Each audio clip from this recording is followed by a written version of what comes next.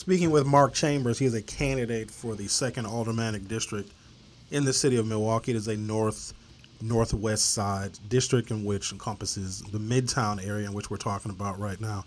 Now, I know the youth did use that area last summer. They used it as a gathering place, and they hung out because I ride my bike. Well, I used to. I haven't ridden in a while. But last summer, part of my bike riding route is I would ride up to Midtown, and there was like a lot of young people in the parking lot.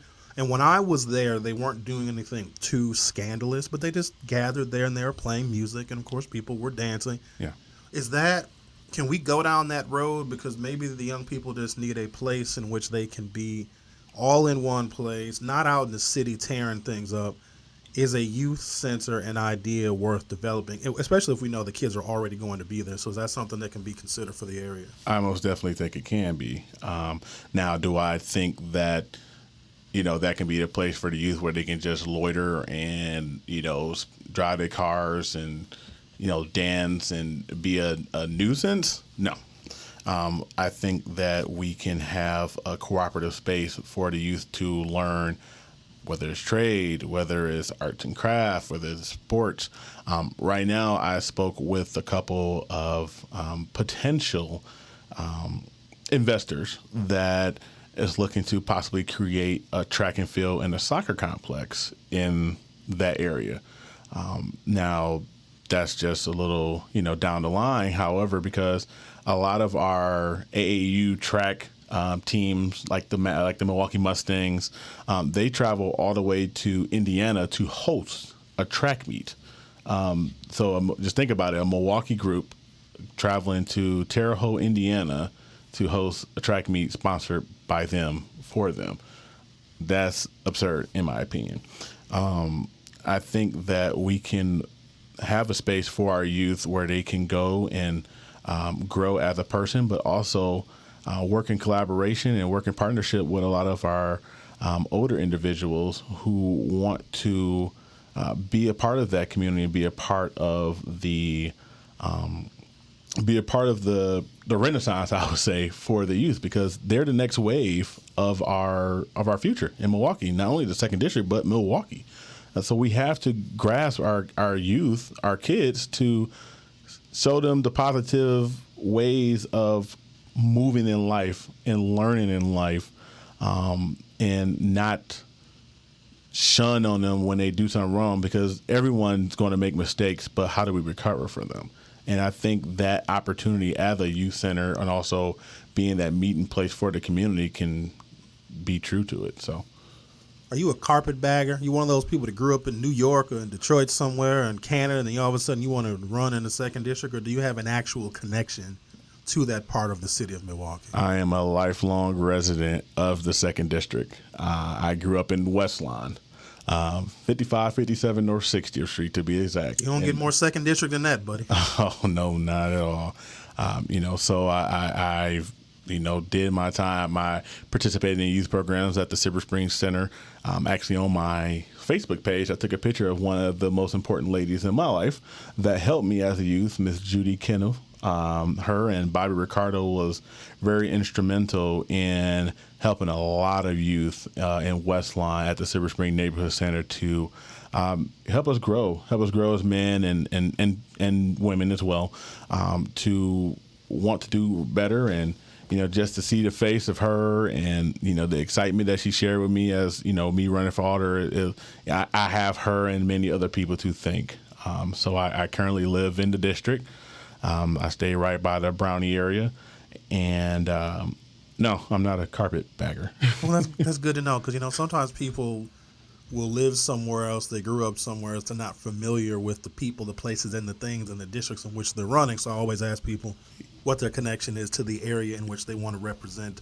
Yeah, I don't have to move into the district in order to represent the district. Three biggest issues facing the city of Milwaukee right now, June 28, 2022, three biggest issues. Gun violence, reckless driving. I got to say our resources, the lack of resources, the lack of, share revenue, honestly. Speaking with Mark Chambers Jr., he's a candidate for the second aldermanic district.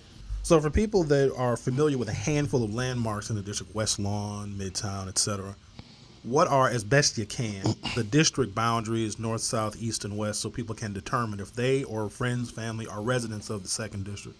All right. So the east side, it will be Capitol. It would be 51st and Capitol. That's where the districts start, and it goes up north. So I have the northern part of Capitol Drive up to 76th Street. I'm gonna do the whole boundary because I know it. From 76th Street, I go to Hampton Avenue, and then I pivot up. I go have the northern side of Hampton Avenue from 76th Street on up to Appleton, and then I have the eastern part of Appleton up to 107th Street. From 107th Street, I have the eastern part of Mill Road, and I go down all the way to 60th Street. From 60th Street, that's from 60th and Mill Road. Actually, 64th. Sorry, my apologies. 64th and Mill Road. I go over to Flores. This is where the tricky part goes. So after the election, I have from 64th to 60th from Flores to Silver Spring. But for this election alone, I have 64th over to Silver Spring. From Silver Spring down, I have the southern side of Silver Spring over to 56 or 55th. I'm sorry. From 55th, I have the western part of 55th Street to Villard, and then back up to 60th Street.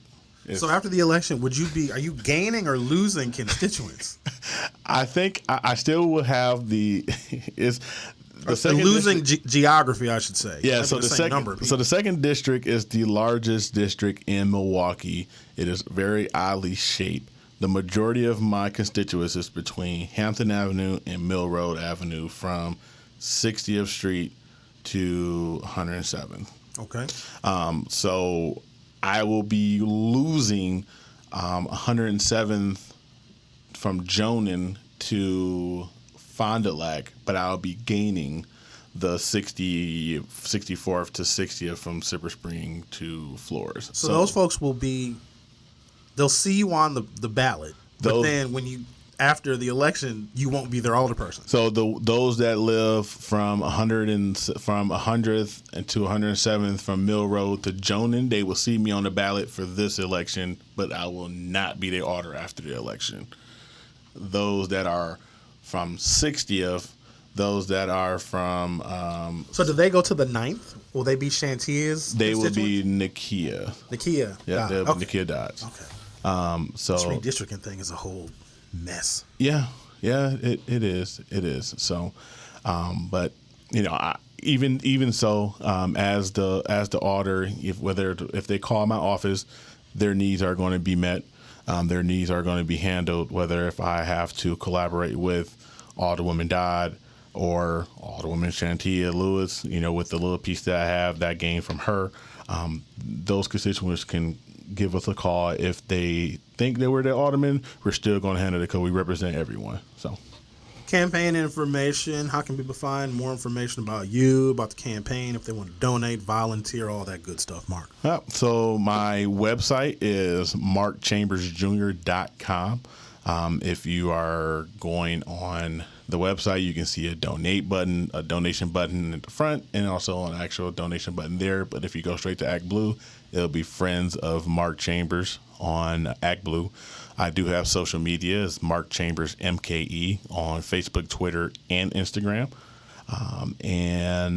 Election is August 9th. I truly hope that I can gain as much support as possible. I'm still going to be on the doors. I'm still going to be shaking hands and kissing babies, as everyone said. But right. No, I truly hope that we